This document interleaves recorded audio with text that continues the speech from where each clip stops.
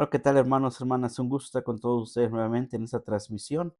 Gracias por acompañarnos en nuestro canal YouTube LM Cuernavaca en este tema de la experiencia pascual y resurrección de Jesús que estamos estudiando. Gracias por acompañarnos. Vamos a continuar, hermanos, invocando el nombre del Señor, encomendándonos a nuestra Madre Santísima.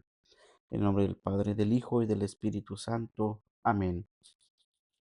El ángel del Señor anunció a María y concibió por obra del Espíritu Santo. Dios te salve María, llena eres de gracia, el Señor es contigo. Bendita eres entre todas las mujeres y bendito es el fruto de tu vientre Jesús. Santa María, Madre de Dios, ruega por nosotros pecadores, ahora y en la hora de nuestra muerte. Amén. He aquí la esclava del Señor, hágase en mí según tu palabra. Dios te salve María, llena eres de gracia, el Señor es contigo. Bendita eres entre todas las mujeres y bendito es el fruto de tu vientre Jesús. Santa María, Madre de Dios, ruega por nosotros pecadores, ahora y en la hora de nuestra muerte. Amén. Y el Verbo se hizo carne y habitó entre nosotros. Dios te salve María, llena eres de gracia, el Señor es contigo. Bendita eres entre todas las mujeres y bendito es el fruto de tu vientre Jesús. Santa María, Madre de Dios, ruega por nosotros pecadores, ahora y en la hora de nuestra muerte. Amén. Ruega por nosotros, Santa Madre de Dios, para que seamos dignos de alcanzar las promesas de nuestro Señor Jesucristo. Amén.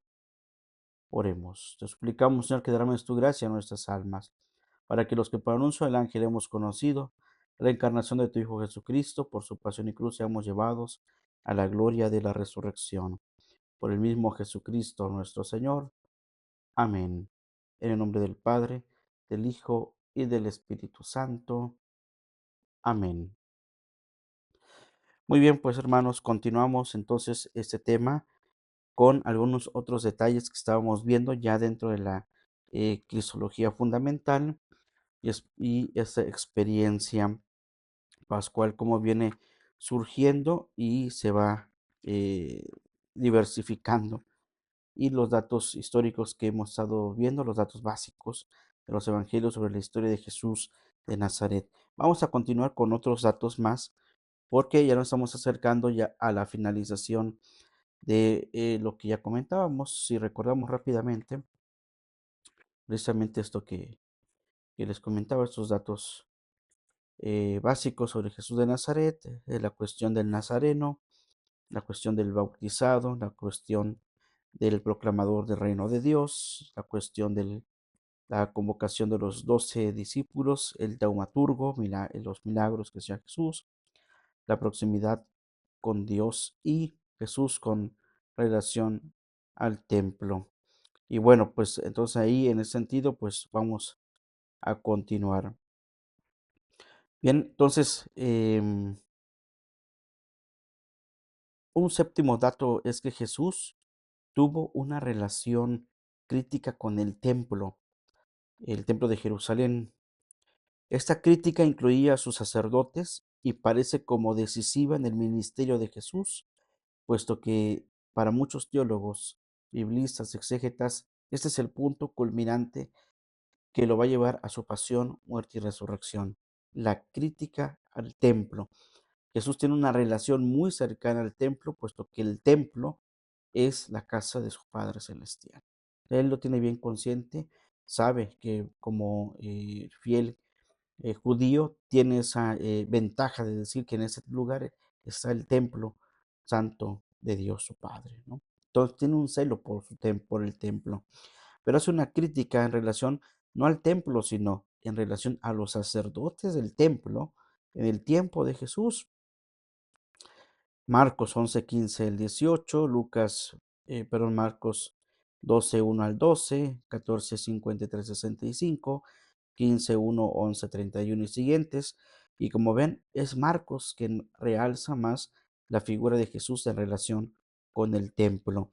Entonces, la misma referencia de Isaías 56:7 que dice, mi casa será llamada casa de oración para todas las gentes, y que lo replica Marcos en el capítulo 11, versículo 17, no debe entenderse como derivada de la iglesia primitiva, puesto que supone un reconocimiento demasiado significativo para el templo de Jerusalén.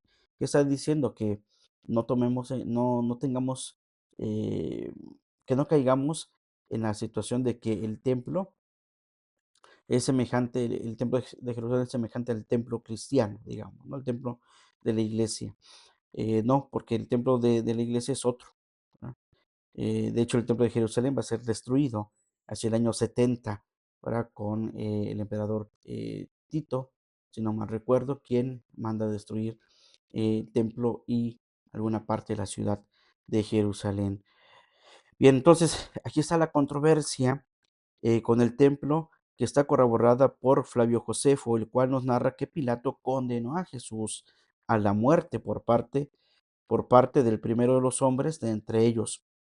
Entonces, el, Pilato es quien manda a matar a Cristo, ¿no? Entonces, lo condena a muerte, ¿verdad? El del primero de los hombres de entre ellos, como dice, vale más la muerte de uno que muchos, dicen los mismos sacerdotes, ¿no? Y los fariseos que acompañan, ¿verdad? Que caiga la sangre sobre nosotros, ¿no? Este, más vale que muera uno en lugar de varios, ¿no? O cosas así, ¿no? Que le dan a entender a Pilato.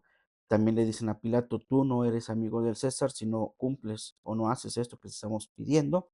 Y la revuelta que una de dos, una revuelta que iba a pasar por alguna situación porque ya se encontraban en una situación social conflictiva, una revuelta que iba a suceder, pero como también una rebelión no de parte de los discípulos ni los seguidores de Jesús, sino una revelación de parte de los sumos sacerdotes y fariseos, convocando a la gente a sublevarse.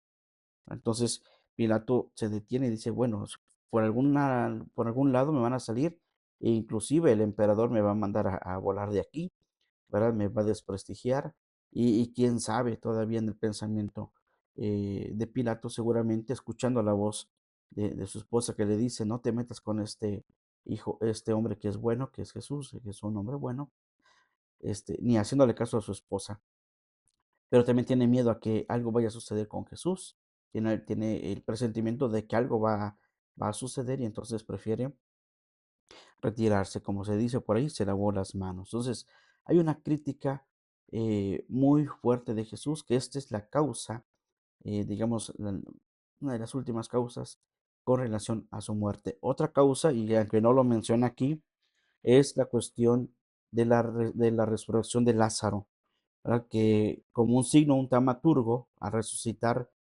a Lázaro de entre los muertos, dicen que también los fariseos que estaban ahí siguiendo a Jesús se enfurecieron contra él. ¿Verdad? Entonces hay dos cuestiones que si analizamos la cuestión del proceso de Jesús, ahí no lo vamos a encontrar. Pero bien, ese dato es muy importante para que lo tengamos en cuenta. Siguiente dato fundamental y de despedida de Jesús, de su ministerio, es que el Señor realizó una cena de despedida con sus discípulos. Entonces Jesús realiza una cena de despedida con sus discípulos.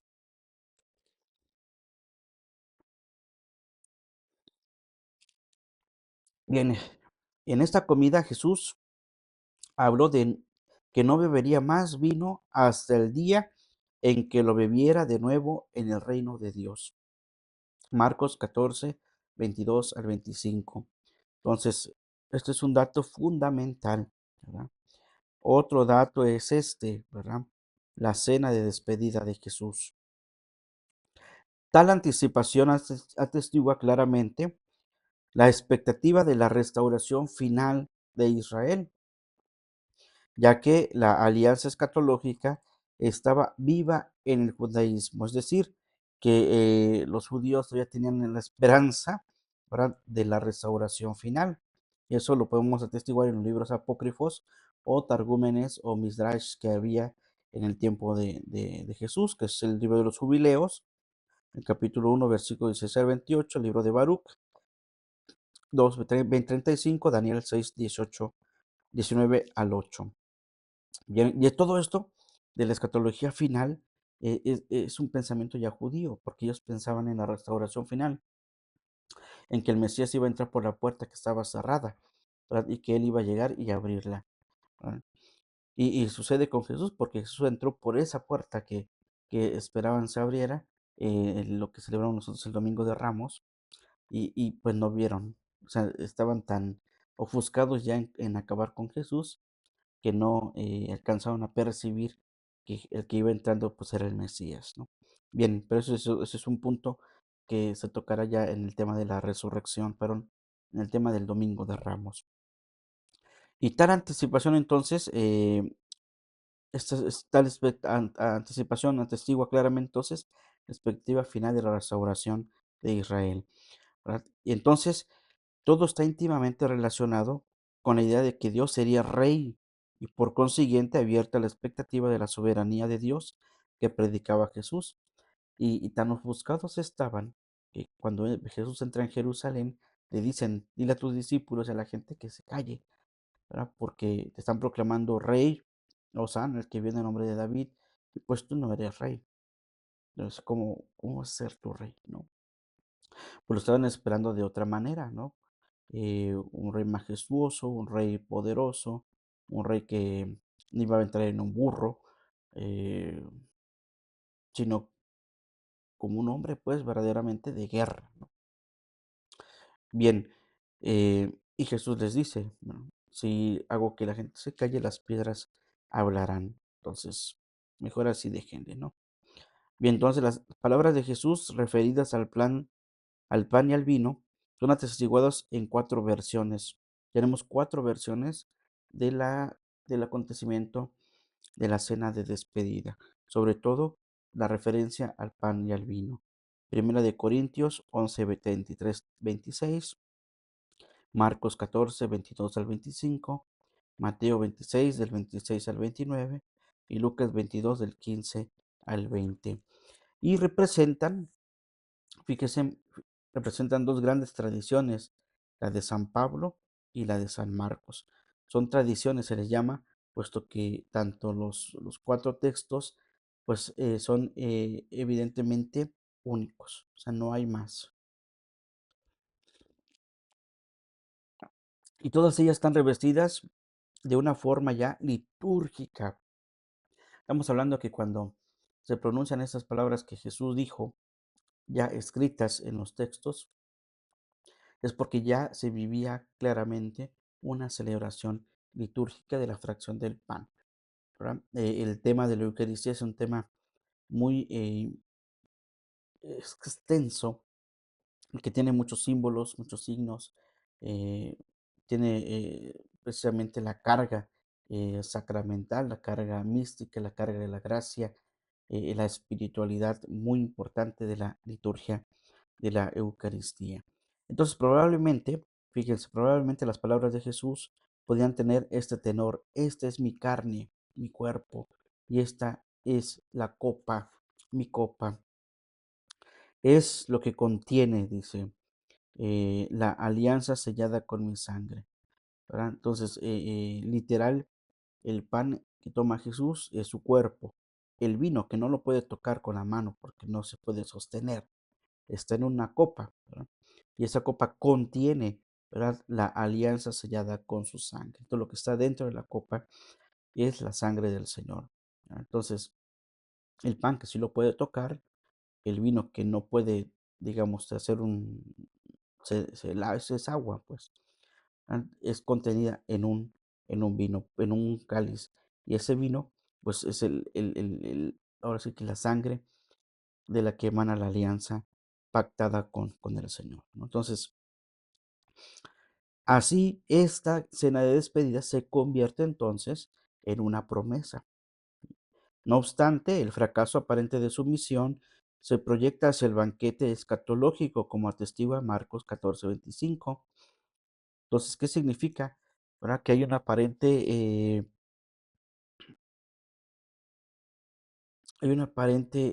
fracaso de Jesús, que se ha hablado también en tantas teologías, en varias reflexiones y meditaciones. Se ha hablado de un cierto fracaso de Jesús, porque lo abandonan todos, ¿sí? Y se quedará más con los apóstoles y al final se queda solo con algunas mujeres y Juan en la cruz, ¿no? Y sus seguidores dispersos, pero regresan, ¿verdad? Entonces, hay un aparente fracaso de Jesús, pero no obstante, ¿verdad? Hay un banquete escatológico, o sea, la cena del Señor, ¿verdad? La última cena, como le solemos llamar, no tiene referencia a la última cena que se les da a los que van a ser ejecutados, por ejemplo, en aquellos países donde tienen la ley de la muerte, ¿no? Eh, no es la última cena que vas a disfrutar, no, sino en el sentido de un juicio, por ejemplo, de estos de la pena de muerte. La cena es tu última cena y ya no vas a tener nada, ¿no? Eh, Se acabó. En cambio, la última cena de Jesús no es un fin único, o sea, no quiere decir que con su última cena ya no va a estar Cristo, sino al contrario, la última cena representa una continuación, es un pacto, una promesa, algo que va a ir hacia adelante y que no queda frenada por nada. No se frena por la muerte de Cristo, sino que es una misión continua del banquete escatológico que mira hacia adelante. Por eso decimos, anunciamos la muerte del Señor hasta que venga, porque esa es una continuación de la venida del Señor. Por eso la diferencia con la pena de muerte de una persona, ¿verdad? Tu última cena es el fin de tu vida. En cambio, Cristo no es el fin de la vida, sino una continuación hasta que vuelva a venir. En, como bien lo dice también la Escritura, en cuerpo glorioso, en su cuerpo glorioso. Bien, entonces se puede afirmar que esta cena de despedida con sus discípulos, realizada por Jesús, es un dato fundamental del final de su vida, y aunque no fuera necesariamente una cena pascual, no hay ninguna alusión ni al cordero pascual ni a las hierbas amargas. Como ven, la cena del Señor no tiene ese aspecto con la cena de judía. Celebramos nosotros también la cena judía de alguna manera simbólica, recordando el acontecimiento del Antiguo Testamento, ¿no? La salida de Egipto, de la esclavitud de Egipto hacia la tierra prometida, ¿no? Entonces, se inmola el Cordero Pascual. Pero en el caso de Cristo, innova esa cena pascual, no tomando ni el cordero ni las hierbas amargas, sino que Él es el mismo cordero, Él es el que va a probar la hiel en la cruz cuando le ofrecen el vinagre, y de las hierbas amargas, digamos, son la imagen del vinagre, ¿verdad? Y que Él mismo va a ser el sacrificio único y verdadero, ¿verdad? Entonces, aunque no representa el final de su vida humana, porque la vida humana de Cristo y la vida divina de Cristo va a permanecer, ¿verdad? Y aquí viene un tema que se ha estudiado también bastante y que solemos preguntarnos, ¿murió Cristo en la cruz? ¿Murió Jesús en la cruz? ¿Dios murió en la cruz o quién murió en la cruz? ¿No? Entonces, son preguntas que se suelen hacer siempre en torno a esta reflexión. Entonces, definitivamente el que está en la cruz, y así lo decimos, crucifixión y muerte de nuestro divino Redentor, como lo hacemos en el Rosario, o como se dice en el Vía Crucis, ¿no? Cristo muere en la cruz, ¿no? Jesús muere en la cruz.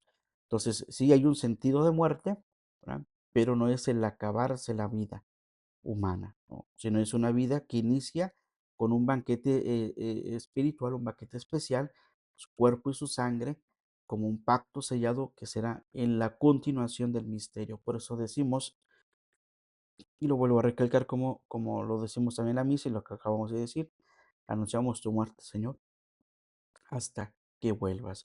Y siempre lo hacemos en referencia a la Eucaristía, ¿verdad? Bien, entonces es indudable que se realizó en un contexto vital y personal de gran trascendencia para Jesús y de los suyos. Entonces, esta es una verdadera celebración, ¿verdad? De entrega total de Cristo, ¿verdad? Entonces, en cambio, una muerte de un ejecutado, eh, una pena de capital, pena de muerte, no es que esté ofrendándose su vida por algo, ¿no? Sino que está cumpliendo el cumplimiento de una sentencia pues, que tiene que acabar con su vida, ¿no? Bien, este es un dato también muy importante en la historicidad y en los datos básicos sobre Jesús de Nazaret. Otro dato es la crucifixión. Dato decisivo sobre Jesús es que fue crucificado como rey de los judíos. ¿verdad? Fuera de Jerusalén por las autoridades romanas. Entonces, este es un dato fundamental porque a Jesús también le van a decir el crucificado. Después la iglesia primitiva le va a llamar así el crucificado, o como dice San Pedro después de la resurrección, después de Pentecostés, el que ha sido crucificado, el que ustedes crucificaron, ahora está vivo, ¿no? Entonces, ¿quiénes lo mandaron a crucificar? Ustedes, dice Pedro. Pedro, ¿a quién se está dirigiendo? A los judíos, ¿no? Y obviamente trasciende ese señalamiento hacia las autoridades romanas. Entonces, dato decisivo sobre Jesús es que fue crucificado como rey de los judíos y fuera de Jerusalén por autoridades romanas. Entonces, aquí hay otro dato. Fuera de Jerusalén, a todos los que se les hacía un juicio y eran sentenciados a muerte, tenían que ser ejecutados afuera de la ciudad de Jerusalén, puesto que la ciudad llamada Ciudad Santa, Ciudad de Paz, pues no podía permanecer la sangre de un sentenciado a muerte, de un ladrón, porque prácticamente a Jesús lo van a sentenciar como un ladrón en la cruz, y le ponen el título, ¿no? Este es el rey de los judíos. Entonces, no lo matan por robar, no sé, alguna cuestión maliciosa por ahí, puesto que el mismo Señor les pregunta cuando lo están haciendo juicio, por cuál de las cosas buenas quieren matarme, puesto pues que lo único que he hecho son cosas buenas, ¿no? Y es pues sentenciado a muerte, ¿no? El grito de solivianta al pueblo, ¿no? Eh, está levantando en armas al pueblo, lo está, y pues ¿cuál? No había un pueblo que dijeran, pues nos vamos a levantar contra los romanos, puesto que también es un dato interesante que el poder imperial romano pues tenía las suficientes armas, suficiente gente como para que fueran atacados en una ciudad de Jerusalén en donde eran muy pocos, ¿no? Donde no había ni siquiera, o sea, no habían grupos guerrilleros. El único grupo guerrillero que tenemos en cuenta es el de los celotes, que era un grupo, digamos, contrario al imperialismo romano, ¿verdad? Pero que no tenían la capacidad para atacar a un imperio, ¿verdad? Sabiéndose que se atacaba el imperio, se vendrían todas las tropas, imagínense, ¿no? Entonces, en fin, en efecto, la muerte de Jesús, la muerte en cruz, es el suplicio más infame conocido por la justicia romana, no permitido en la ciudad, en los ciudadanos romanos, ¿verdad? La cruz era una sentencia de muerte, el suplicio más desastroso, infame, como le llaman, pero para los romanos no se podía ejecutar ningún ciudadano romano en esas circunstancias, ¿verdad? Por eso el hecho de morir en la cruz para los extranjeros o paganos, según la visión romana, pues era válido, ¿no? Entonces, pues crucifíquenlo, así lo quieren hacer, háganlo. Fue un hecho entonces que sorprendió y escandalizó tanto a judíos como a los gentiles, tal como Pablo lo recuerda. La cruz, escándalo para los judíos y locura para los paganos. Y para los romanos, pues no tenía sentido, pues quién iba a morir crucificado. Era muy raro que un romano, un ciudadano romano, por alguna situación, muriera crucificado. Entonces es escándalo para los judíos, porque era lo más infame que le podían hacer a un judío, y por otro lado, para los paganos, las culturas paganas, era una locura, ¿sí? Primera de Corintios 1:23. Y como testimonio de la dificultad de la misión primitiva, para dar a comprender el fracaso aparente de Jesús, usaban el signo de la cruz, ¿no? Entonces, el signo de la cruz para algunos, y todavía para hoy, es un signo de burla, ¿ya? De un aparente fracaso de Jesús, ¿no? Y pues por eso hay persecuciones, hay señalamientos, hay controversias con la iglesia, puesto que muchas veces ven a la iglesia como un signo de debilidad, un signo de debilidad y también como un signo de, eh, de burla, ¿no? Algo que inclusive los mismos judíos ortodoxos siguen viendo el cristianismo como los cerdos, ¿no? y escupen y escriben para cristianos cerdos, ¿no? O le escupen a los cristianos que van pasando en Jerusalén o en algún lugar donde estén, ¿verdad? Es un signo, pues, de rechazo al cristianismo. Bien, de parte de los judíos.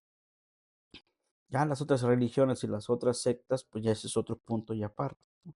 Pero para los judíos más ortodoxos, el hecho de ser cristiano católico es signo de burla, signo de ser un puerco y ser un signo de desprecio, ¿no? Tal cual como lo dice Pablo, ¿no? La cruz es escándalo para los judíos y locura para los paganos. Para los paganos de todo el mundo, pues es un signo de debilidad, es una iglesia absurda, eh, en fin,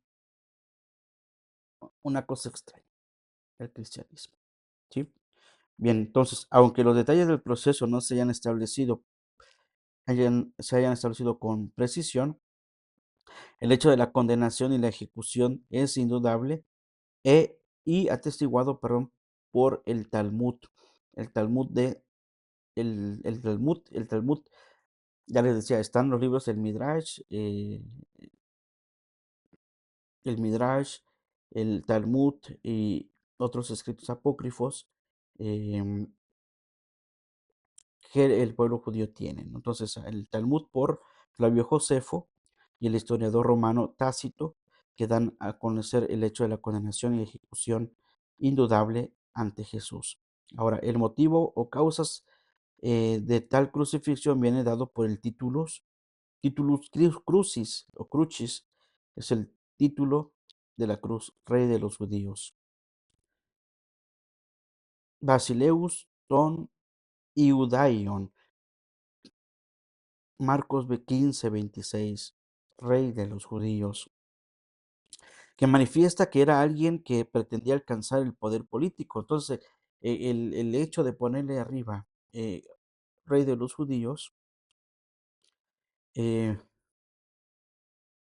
el aparente fracaso de Jesús, para algunos también es una cuestión política. Él fracasa como rey, porque el entrar a Jerusalén como proclamado rey de los judíos, Osana, bendito el que viene en nombre del Señor, el hijo de David, ¿no? No tiene el efecto tan esperado, yo creo que para los fariseos o para los saduceos y las autoridades, puesto que Jesús no entra como un rey político, pero también se considera una entrada como una manifestación política. Y entonces el aparente fracaso de Jesús se concretiza en eso, ¿verdad? Este dice serse llamar el rey de los judíos. Entonces pretendía alcanzar un poder político que pues no tiene fuerza, ¿no? Y el mismo Pilato va a decir, bueno, y pues, ¿de dónde tú eres, no? O sea, ¿qué traes, no? Este, ¿dónde están tus hombres, no? Casi, casi le pregunta quiénes son. Eran 12 personas nada más, 12 muy allegados a Jesús, su madre, aquellas mujeres, y listo, ¿sí? Porque para ese momento de la pasión, de la sentencia de Jesús, ya no quedaba absolutamente nadie con él. O sea, no estaban sus seguidores, ¿no? La muchedumbre, la gente que lo había seguido por mucho tiempo, ya lo habían dejado, lo habían abandonado. Entonces, el poder político que pretendían algunos pensar que se pudiera alcanzar, no es alcanzable, ¿no? Entonces, por eso le ponen el título de rey de los judíos.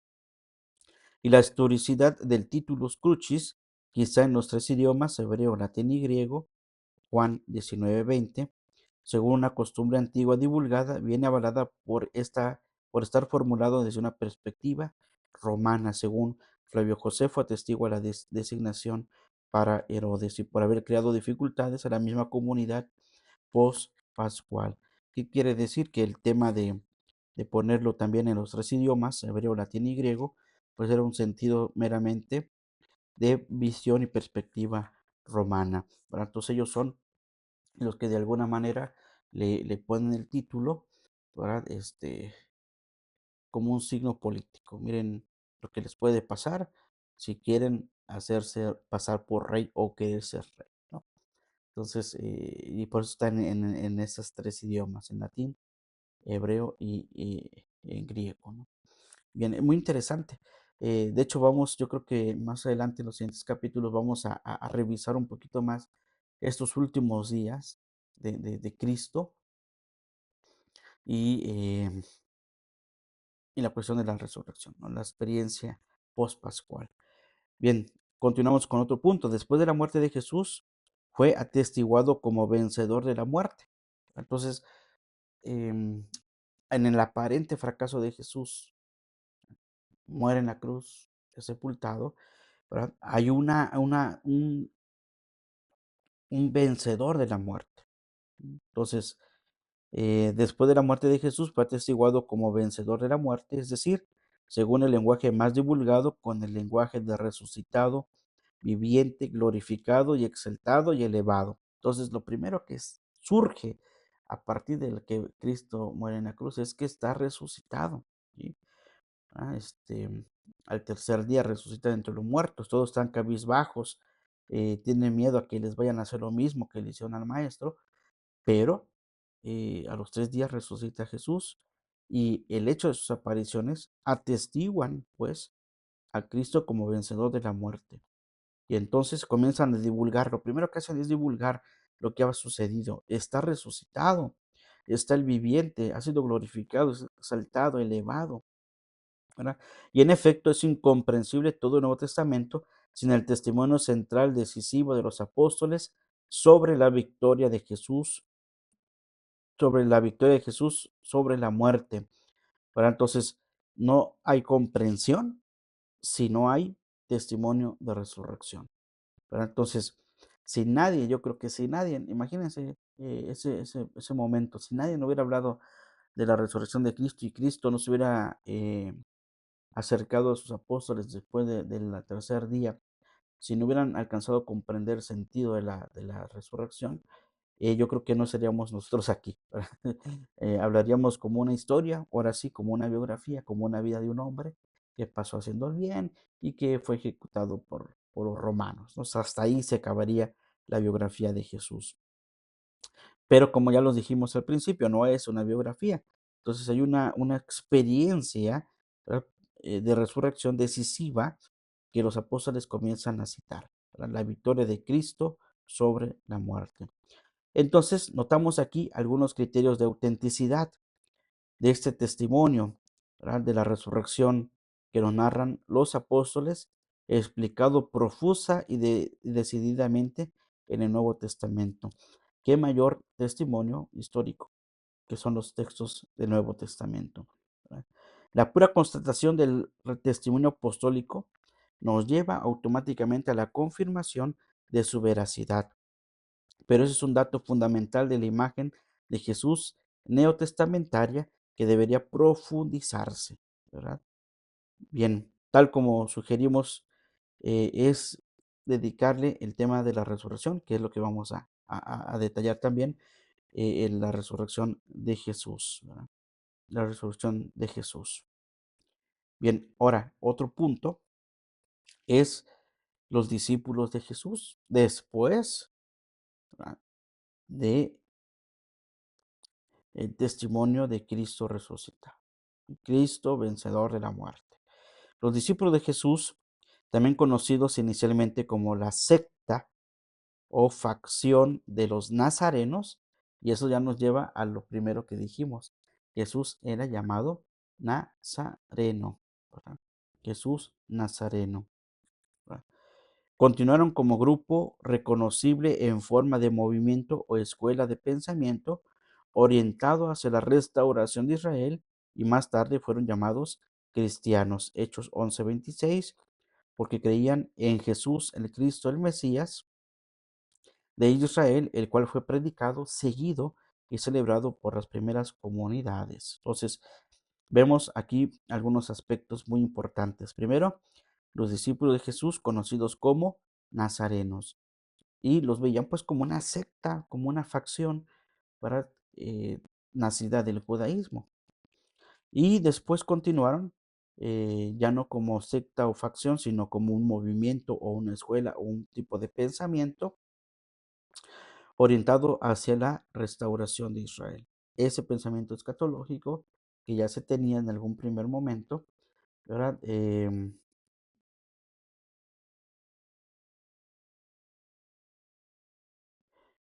Ahí entonces es en ese sentido.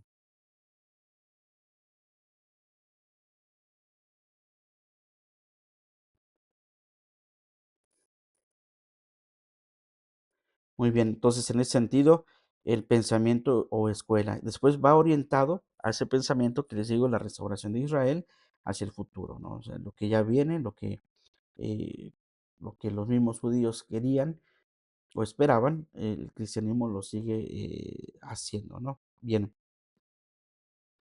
mm, Dice, asociación, y más tarde fueron llamados cristianos, según Hechos 11:26, porque creían en Jesús, el Cristo, el Mesías de Israel. Aquí ya tiene un nombre como tal. Jesús, el Cristo, Mesías de Israel, el cual fue predicado y seguido y celebrado por las primeras comunidades cristianas, pues que atestiguan esto que les estamos compartiendo. Entonces, la fuerza de este dato parte de la convicción de que el Mesías permanece para siempre. ¿Sí? Juan 12:34. Y según la tradición judía, Salmo 89:36, la semilla de David permanece para siempre. Hechos 13:22, Apocalipsis 1:5, 3 al 14. El reconocimiento de estos discípulos como nazarenos al ser seguidores de Jesús de Nazaret comportó su calificación como secta o facción judía, Hechos 24:5, al igual que los saduceos y los fariseos, Hechos 5:17, y los Hashidim y los esenios, Primera de Macabeos 2:42. Entonces fíjense que esto de las sectas, que a veces nos espantamos porque decimos, ay, las sectas de hoy ya existían desde antes, ¿no? Ya sectas ya había desde antes, ¿no? Y eran los judíos eran, pero los fariseos eran uno, los saduceos eran otros, un poquito más atrás eran los Hashidim y el grupo de los esenios, y de repente sale un grupo, también una secta, una facción dentro de todos esos llamados eh, seguidores, perdón, llamados nazarenos, y que después se les llamará cristianos. ¿Sí? Entonces, precisamente ahí está la importancia de esto, ¿no? Mira, la palabra griega airesis, que estamos hablando de una facción o secta, recoge tanto el sentido de escuela o sistema de pensamiento como el más sociológico de secta, facción o movimiento, y es usada ampliamente por Flavio Josefo, siendo una calificación muy probable antigua, dado su carácter crítico. ¿Qué significa esta última parte que parece trabalenguas? En la palabra airesis, que aparece en el texto de Hechos 24:25, eh, el autor, este autor dice que airesis significa em, escuela o sistema de pensamiento, pero también se puede traducir como secta o facción, ¿sí? Y para los judíos, más que secta, ¿sí? Más que facción, era un pensamiento. Y así nace el cristianismo como un pensamiento o una escuela con un ideal, ¿verdad? Más que una secta o facción. Nosotros sí llamamos sectas y facciones a lo que conocemos ahora, pero en aquel momento pues no era popular que se hablara de sectas o facciones, sino era más bien un pensamiento. Y estamos hablando del año 33, ¿no? Al 100 más o menos.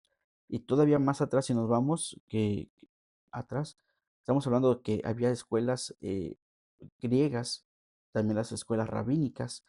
Entonces, al hablar de este nuevo movimiento de Jesús Nazareno o de los nazarenos, pues era más bien visto como un movimiento, perdón, una escuela o un pensamiento o sistema de pensamiento. ¿Verdad? Y eso es básico y es fundamental, porque si hubiera sido una secta, sería yo creo que como todas las que conocemos, que no tienen ni pies ni cabeza, ¿no? Entonces, este sí, porque hay un pensamiento, hay un sistema de pensamiento, hay una escuela puesto que Jesús tenía sus apóstoles y pues que de alguna manera pues va colocando ya en el camino precisamente todas estas cuestiones de, del caminar de las primeras comunidades cristianas, ¿no? Entonces, em, vamos viendo cómo se va desarrollando. Entonces, hay un efecto entonces en estos puntos. Lo voy a recordar, son 11 puntos, solamente para que los tengamos en cuenta, los datos básicos de los evangelios sobre la historia de Jesús de Nazaret. Hablamos de el nazareno, hablamos del bautizado, hablamos como proclamador del reino de Dios, como convocador de los apóstoles o discípulos, el taumaturgo, la proximidad con Dios, su relación con el templo, la cena de despedida, el crucificado rey de los judíos, atestiguado y vencedor de la muerte, discípulos de Jesús, los nazarenos. Bien, ahora dentro de toda esta gama que les acabo de comentar, que es muy interesante y es muy breve, necesitaríamos estudiar cada uno de esos aspectos a profundidad, pero el misterio de Jesús de Nazaret eh, es un misterio. Así como decimos, es el misterio de nuestra fe, que es la Eucaristía, también podríamos nosotros decir el misterio precisamente de nuestra fe, ¿verdad? El misterio que nos reúne es el misterio de Jesús de Nazaret, ¿verdad? Entonces, en esta búsqueda histórico-crítica de la imagen de Jesús de Nazaret, nos lleva a rastrear sobre los datos fundamentales de los evangelios que acabamos de ver. Nos acercamos ya al umbral de la misma persona de Jesús, ¿verdad? Por eso titulamos este primer punto como Misterio de Jesús de Nazaret, para poner de relieve a su vez la inabarcable y fascinante personalidad de Jesús que hace exclamar a sus discípulos, ¿quién es este? Marcos 4:41, y el mismo Jesús, ¿y ustedes quién dicen que soy yo? Marcos 8:29, ¿verdad? Que son dos preguntas fundamentales, ¿verdad? Digamos, están entre las palabras de los evangelios, que no nos dicen nada, tal vez en algún momento. Pero ya para estudiarlo, para meditarlo, para reflexionarlo, es necesario hacernos también nosotros la misma pregunta. ¿Quién es este? Marcos 4:41. Y cuando Jesús les dice a sus discípulos, ¿ustedes quién dicen que soy yo? Marcos 8:29, ¿verdad? Bien, entonces vamos a ver rápidamente algunas cuestiones de estas respuestas a este personaje misterioso llamado Jesús de Nazaret. Y lo primero y muy importante es, ¿quién es este? Respuesta, este es quien enseña con autoridad.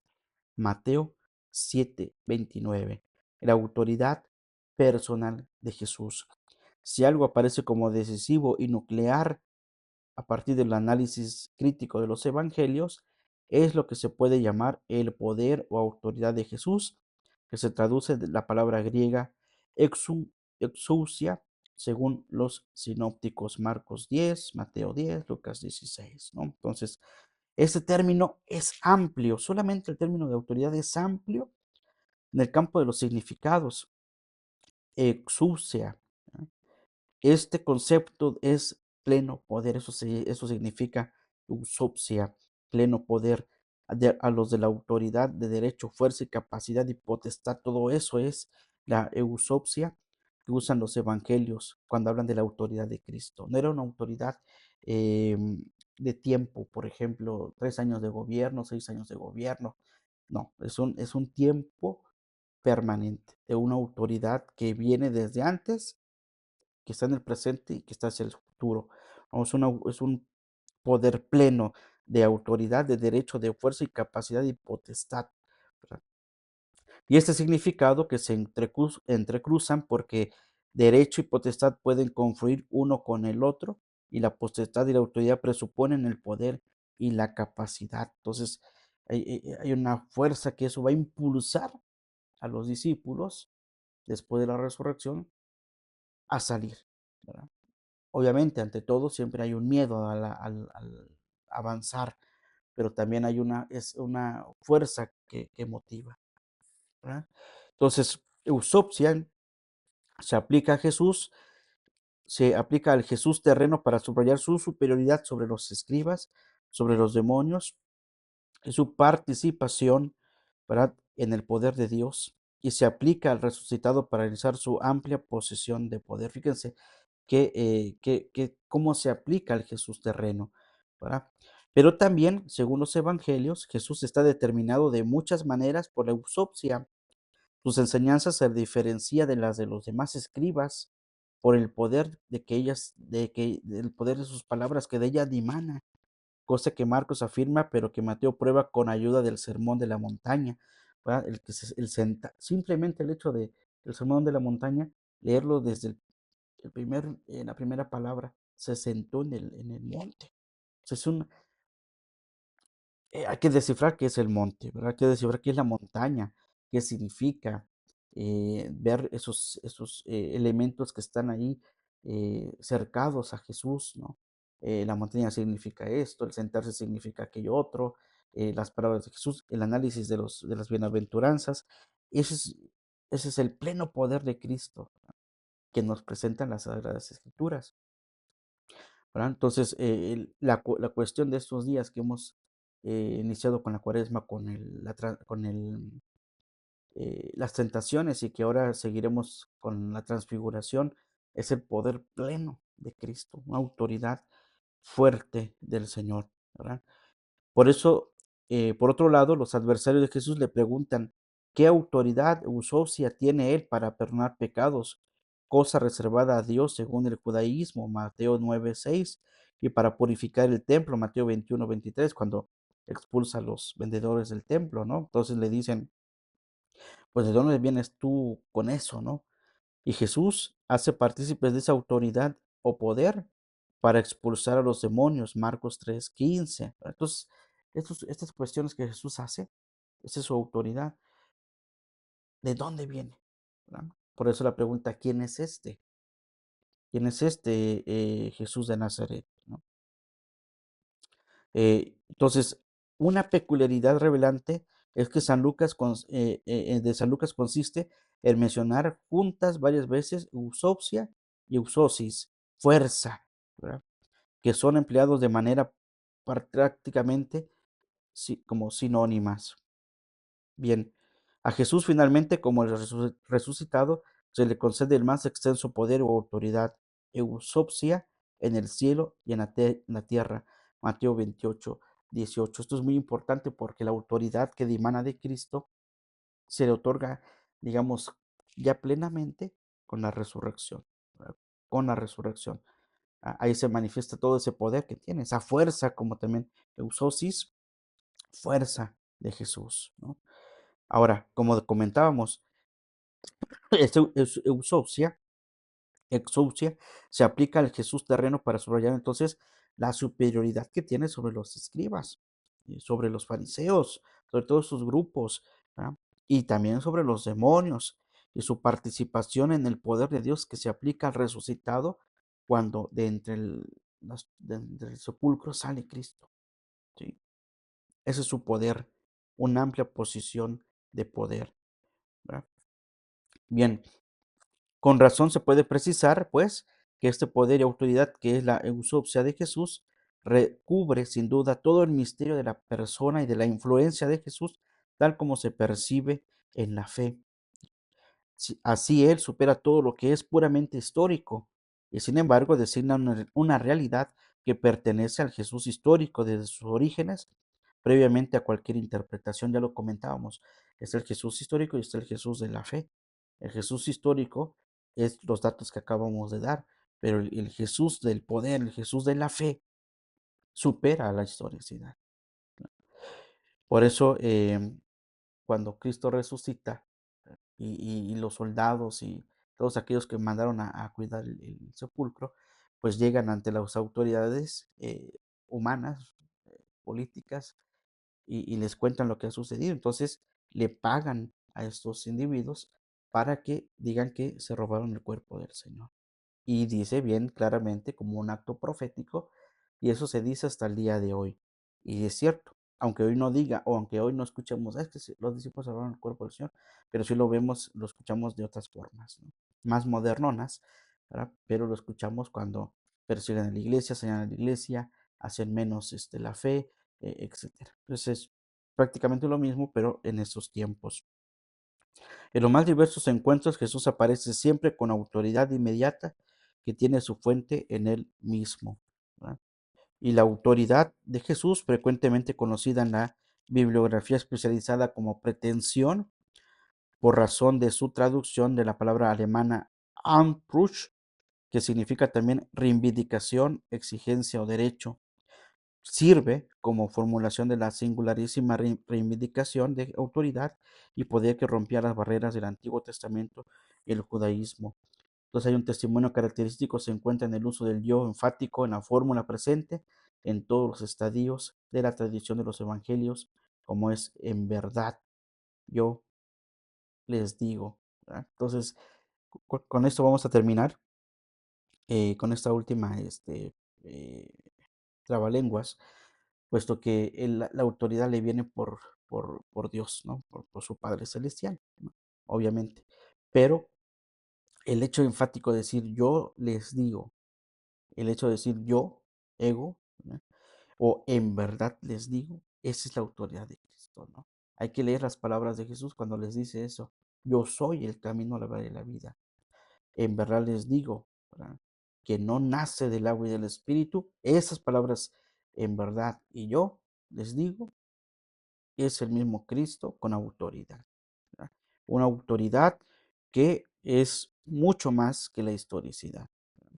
Y estas fórmulas que Jesús usa, en verdad, o les digo, o yo, que no tienen paralelo en ningún otro texto de judaico, tienen su raíz muy profunda en las fórmulas proféticas. Los profetas usaban para hablar de Dios con lo siguiente: así dice el Señor.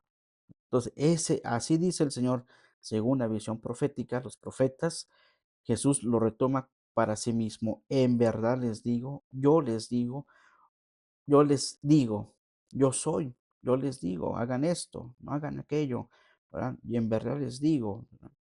Bien, entonces, en esto enmarca la predicación divina de Jesús, en la que el profeta enmarca la autoridad divina de su predicación. Por eso Jesús se puede afirmar que el uso muy verosímil por parte de Jesús del amén introductorio está contenida nuclearmente toda la cristología, siendo pues una auténtica reminiscencia del propio Jesús. Entonces, em, hay una autoridad de Jesús eh, muy propia, única, entresacada de los profetas, era como un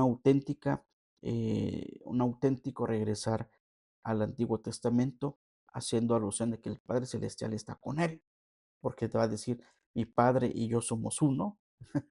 No, no está diciendo mi Padre está en el cielo y yo estoy aquí, no, mi Padre y yo somos uno. Y Jesús también con toda esa autoridad le dice a su Padre, quiero que ellos estén donde nosotros estamos, ¿no? Cuando le devuelvas la gloria, mi gloria, también quiero que ellos estén conmigo, ¿no? Bien, entonces viene una cuestión de autoridad de esto, que les comento, viene una autoridad mesiánica y que vamos a tratar de comprender, ¿verdad? Y también vamos a meternos en algunas cuestiones por ahí rápidas que vamos a ver, como el profeta poderoso en obras y palabras, el Jesús, los títulos de Jesús, y ustedes quién dicen que soy yo, vamos a ver las respuestas que nos dan, que son muy importantes para entender un poquito. Hay muchos títulos de Jesús, pero básicamente nos presentan cuatro títulos de Jesús y entraremos ya a la conclusión de este es el rey de los judíos y ya nos estaremos insertando lo que es el testimonio pascual y la resurrección de Jesús, objeto y motivo de credibilidad, ¿verdad? Ese es el testimonio, la experiencia pascual, ¿verdad? Que nos va a llevar precisamente a esos acontecimientos que celebramos con mucha alegría, el sábado de gloria, como le llamamos, o el domingo de resurrección. Y que muchas veces, y yo lo he notado, nos quedamos solo con eso, con la Semana Santa, su pasión, y después toda la Pascua, ¿qué? ¿Verdad? Nos quedamos con la cuaresma, las ferias, las peregrinaciones, en la ceniza, eh, los viernes, o normalmente los viernes de Via Crucis, el viernes de Dolores, nos quedamos con todo, la exaltación de la fe pública, nuestra fe que dimana de estos acontecimientos, pero después como que se apaga con la Pascua, ¿verdad? Y que debía de ser al revés, deberíamos de ahora ir más a realzar esa convicción de la fe en Cristo Salvador. Entonces, em, ese es un detalle, ese es solamente un detalle que a veces nos hace falta comprender un poco más, ¿no? La exaltación, solamente que a veces nos quedamos con el domingo de resurrección, viene la octava de Pascua, son 8 días de fiesta de Jesús resucitado, después viene toda la cuestión de la Pascua, ¿verdad? Como que le bajamos intensidad y viene el domingo de Pentecostés y otra vez todo el fulgor, ¿no? Que debería de ser durante todo este tiempo pascual. Bien, pues hasta aquí le dejamos. Espero que esto que les estamos comentando sirvan también para comprender un poquito más a Jesús, nuestro Dios y Señor, el hacedor de las cosas, por el cual indudablemente estamos aquí, como nosotros decimos, a Jesús por María siempre, ¿verdad? A Jesús por María. Entonces, María fundamentalmente está ahí en el camino de Jesús y nos va enseñando para poder llegar con Él. Bien, pues vamos a terminar, hermanos, y si Dios nos los permite, nos vemos la siguiente semana. Vamos a pedir la beatificación del servo de Dios, Alfonso Lam. Oh Dios, que con tu infinita misericordia inflamas el corazón de tu siervo Alfonso Lam con un amor sin límites a ti y a María, amor que exteriorizó en una intensa vida de trabajos, vigilias, sacrificios para la salvación de las almas. Concédenos, si es tu voluntad, que logremos por su intercesión lo que no podemos conseguir por nuestros méritos. Por Jesucristo nuestro Señor. Amén. El Señor esté con ustedes y con tu espíritu. La bendición de Dios Todopoderoso, Padre, Hijo y Espíritu Santo, descienda sobre ustedes y permanezca para siempre. Amén. A Jesús por María. Ave María. Secula seculorum. Amén. Que pasen pues un excelente día, que Dios los bendiga y si Dios nos permite, nos vemos la próxima semana. Saludos y bendiciones a todos.